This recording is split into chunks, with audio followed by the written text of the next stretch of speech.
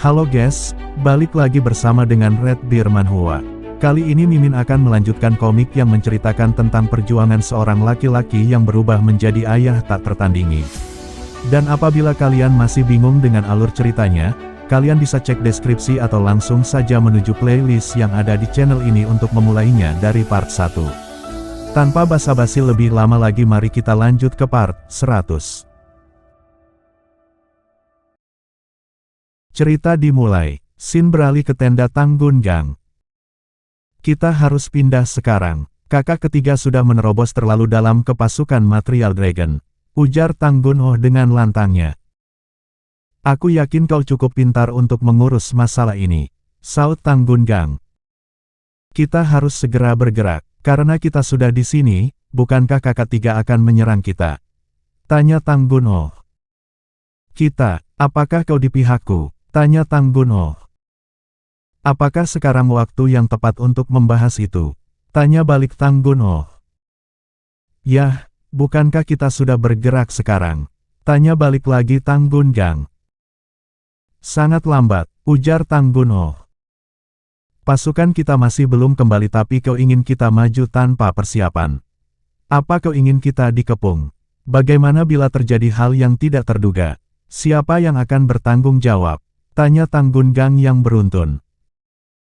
Jika pasukan Material Dragon gugur maka perang ini akan jadi berat sebelah. Apa kau tidak tahu itu? Jawab Tanggun Oh. Bukankah itu yang dipikirkan Oke John dulu? Tanya Tanggun Gang. Mendengar hal itu Tanggun Oh berpikir dalam hati. Jika itu yang dia pikirkan, artinya dia berencana untuk tidak membuat gerakan apapun. Pasukan Material Dragon akan dalam bahaya. Yang kemudian lanjut berkata dengan lantangnya, jika kau tidak ingin membuat pergerakan maka aku yang lakukan. Lakukan sesukamu, memangnya kau pernah mendengarkanku sebelumnya, ujar Tanggun Gang. Aku akan melaporkan ini ke Heavenly Dragon, karena itu aku di sini, imbuh Tanggun Oh. Apa, kau mengancamku sekarang, saut Tanggun Gang. Yang kemudian Tanggun Oh melangkah pergi dari tenda Tanggun Gang.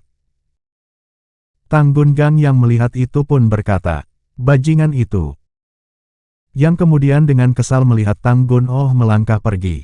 Lalu berpikir dalam hati, dia tidak akan melakukannya. Jika dia melaporkan itu, dia akan dalam masalah.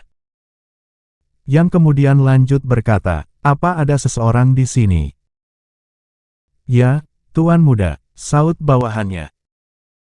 Aku ingin kau menemui Ok John, ujar Tanggun Gang.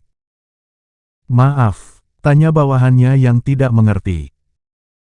Aku akan memanfaatkan kesempatan ini, pikir Tanggun Gang.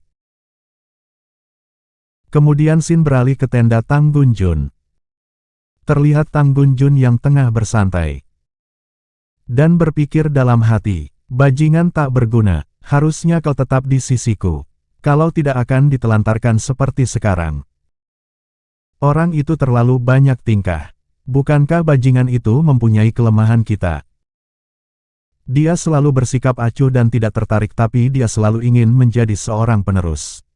Pikir Tanggun Jun yang membayangkan Tanggun Oh. Yang kemudian lanjut berpikir dalam hati. Lebih baik kita singkirkan saat ada kesempatan. Kemudian scene beralih kepada Tanggun Oh yang memimpin kelompoknya dan berkata, kita harus sampai dalam 3 hari. Aku tahu ini akan sulit, tapi cobalah untuk bertahan.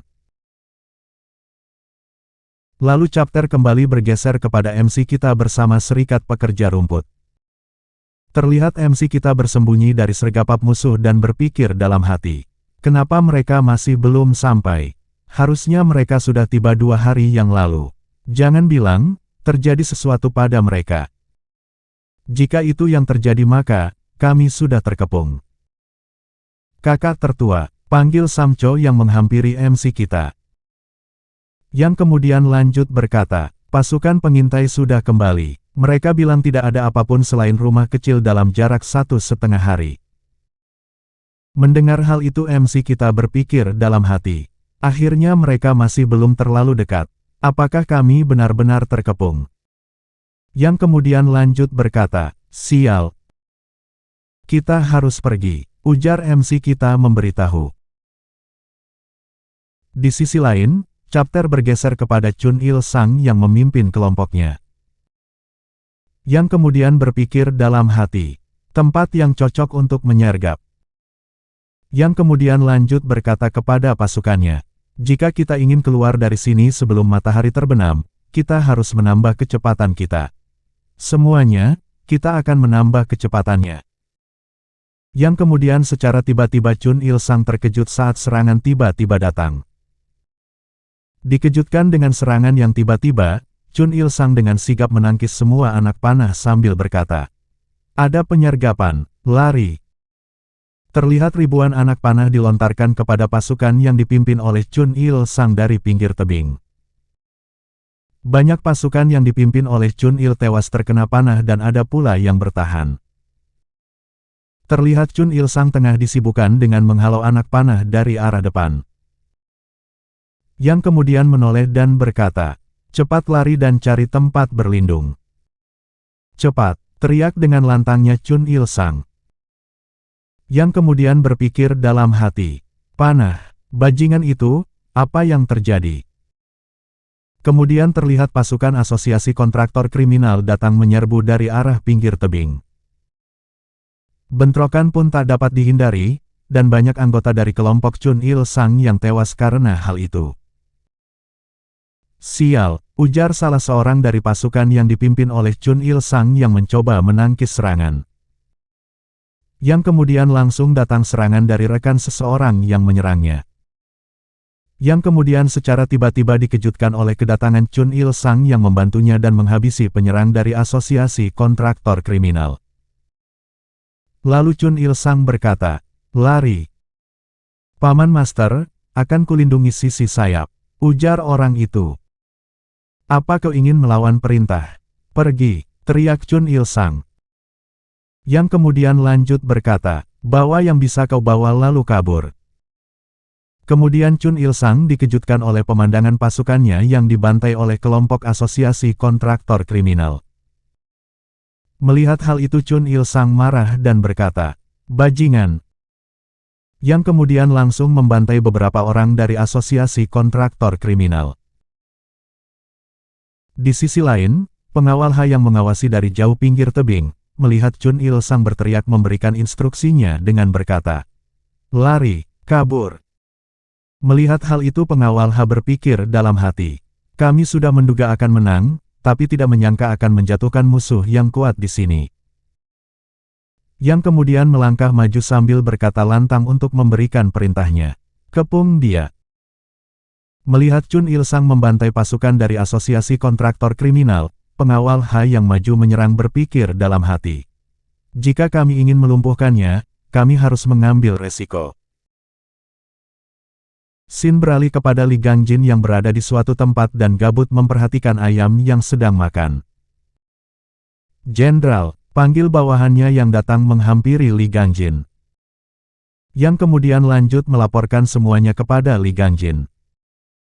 "Kelihatannya, aku tanpa sadar membuatmu merasa tak nyaman ya Kolonel Jung," ujar Li Gangjin setelah mendengar laporan dari Kolonel Jung. "Tak seperti itu Jenderal, aku sama sekali tak sibuk," ujar Kolonel Jung. "Bisa-bisanya kau berpikir kau tak sibuk padahal pekerjaanmu adalah untuk memastikan keamanan rakyat. Apa kau meremehkan pekerjaanmu?" tanya Li Gangjin. "Bukan begitu, bahkan jika terjadi satu serangan saja dari penjahat yang menyebabkan keresahan pada rakyat, aku akan keluar dari militer sekarang juga dan menghabisi mereka sendirian," jawab Kolonel Jung. "Penjahat, benar. Meski wilayah ini sangat besar tapi karena kau bekerja sangat efektif, tak ada satupun penjahat yang terlihat," ujar Li Gangjin. Yang kemudian lanjut berkata, "Angkat kepalamu, orang yang bekerja untuk negara tidak seharusnya menundukkan kepalanya dengan mudah." "Terima kasih Kapten," saut Kolonel Jung. Yang kemudian lanjut berkata, "Tapi jumlah mereka perlahan-lahan bertambah. Bagaimana jika mereka..." "Bukannya kau sendiri yang mengatakannya. Kau akan keluar dari militer meski ada satu orang yang terluka karena mereka." Kau hanya perlu meneruskan apa yang telah kau lakukan, ujar Li Gangjin. Baik Kapten, saut Kolonel Jung. Kemudian Kolonel Jung meninggalkan Li Gangjin sendirian.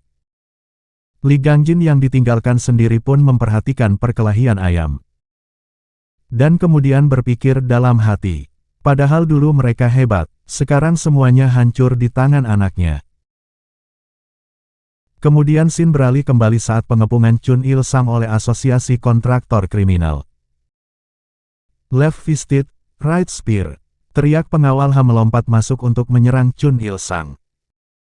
Chun Il-sang yang telah menusuk salah seorang anggota Asosiasi Kontraktor Kriminal itu pun menoleh ke arah sumber suara. Lalu kemudian lanjut berkata dengan lantangnya, "Akan kubunuh kau." Baku hantam pun tak dapat dihindari antara pengawal HA dengan Chun Il-sang, serangan pengawal HA dengan mudah ditangkis oleh Chun Il-sang. Lalu kemudian Chun Il-sang langsung membalas dengan tinjuan tangan kirinya, yang dengan mudah dapat dihindari oleh pengawal HA. Mendapatkan serangan balasan dari Chun Il-sang, pengawal HA berpikir dalam hati, itu hanya tekanan angin, mengagumkan, sangat mengagumkan. Kemudian pengawal HA langsung membalas lagi tendangan ke perut Chun Il-sang, yang membuat Chun Il-sang terpental mundur ke belakang. Kelihatannya kau bukan hanya ahli bela diri tanpa nama, ujar Chun Il-sang yang mendapatkan hal itu. Sementara aku tak seterkenal kau. Aku, ujar pengawal HA yang belum selesai berkata. Namun disela oleh Chun Il sambil melangkah maju menyerang dengan berkata, aku tak ingin tahu nama orang yang sebentar lagi akan mati. Baku hantam pun terjadi lagi antara pengawal HA dengan Chun Il-sang. Jual beli serangan terus berlanjut di antara keduanya, yang membuat orang-orang memperhatikan mereka berdua. Kemudian beberapa anggota dari kontraktor kriminal mempersiapkan jaring besi untuk menangkap Chun Il-sang, yang langsung dilemparkan ke arah Chun Il-sang, yang membuat Chun Il terkejut. Bajingan, ujar Chun Il-sang sambil menghindari jaring besi untuk menangkapnya. Kemudian anggota asosiasi kontraktor kriminal melemparkan lebih banyak jaring kepada Chun Il-sang, yang membuat Chun Il-sang terperangkap di dalam jaring besi itu. Ah, ujar Chun Il-sang yang mencoba melepaskan jaring besi itu namun tetap tidak bisa.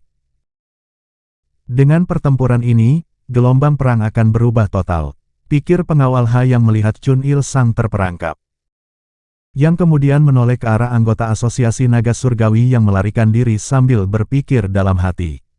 Tak ada satupun orang yang bisa lolos. Kekalahan telak dialami oleh kelompok yang dipimpin oleh Chun Il-sang, yang beberapa anggotanya telah berhasil meloloskan diri berkat Chun Il-sang.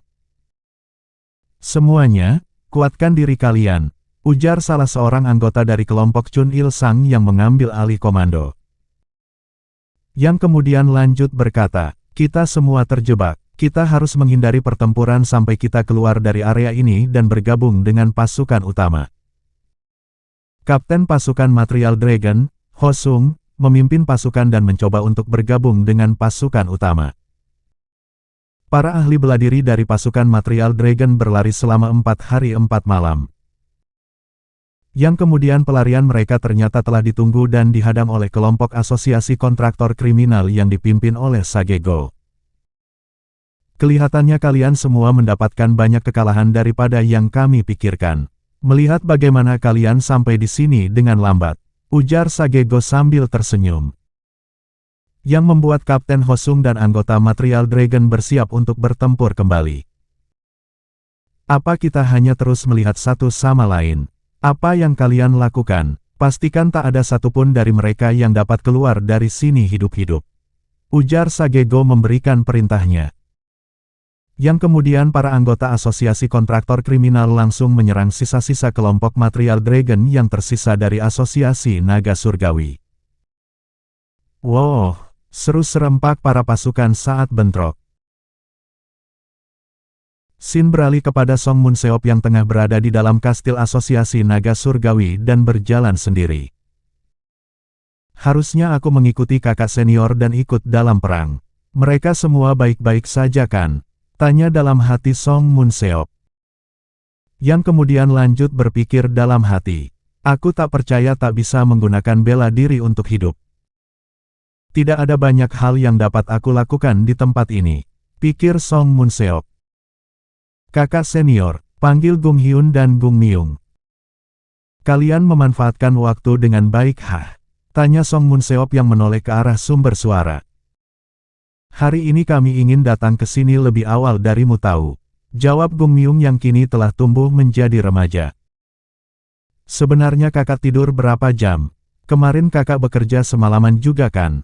Tanya Gung Hyun yang juga kini telah tumbuh menjadi remaja. Karena kalian gak bisa melakukannya, aku harus menderita dan mengambil bagian setelah kalian selesai. Jawab Song Munseok. Aku pikir kami banyak membantumu, ujar Gung Hyun. Bukankah kami sudah menjadi lebih baik sekarang? Tanya Gung Myung. Kalian berdua bahkan belum cukup mendekati itu.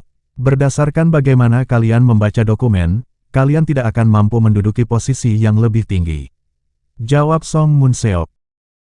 Itulah mengapa kami bekerja dengan giat, ujar Gung Myung. Bagi kami berhitung itu sangatlah sulit, imbuh Gung Hyun menambahi. Kemudian Shin beralih kepada Maxo yang tengah bersantai dan tiduran di atas sebuah perahu, yang kemudian terbangun karena terciprat air. Yang kemudian lanjut berkata, So Hyun, aku mau tidur sebentar. Paman, ini waktu yang tepat untuk berenang loh, ujar So Hyun sambil berenang yang kini juga telah tumbuh menjadi gadis remaja. Berapa kali aku harus bilang kepadamu kalau aku tidak lagi berenang sejak aku menjalani kehidupanku di atas air? Imbuh Maxo. Seorang iblis air yang tak ingin berada di dalam air. Sepertinya semua rumor yang ada di Jianghu tentangmu itu tidak benar, saut So Hyun. Mereka yang suka bergosip begitu dilempar ke dalam air, memang tak berguna. Jika kau ingin bermain, bawalah baik dong bersamamu. Apa sih yang sebenarnya dilakukan? Tanya Maxo. Mendengar hal itu So Hyun hanya terdiam dan berenang di air.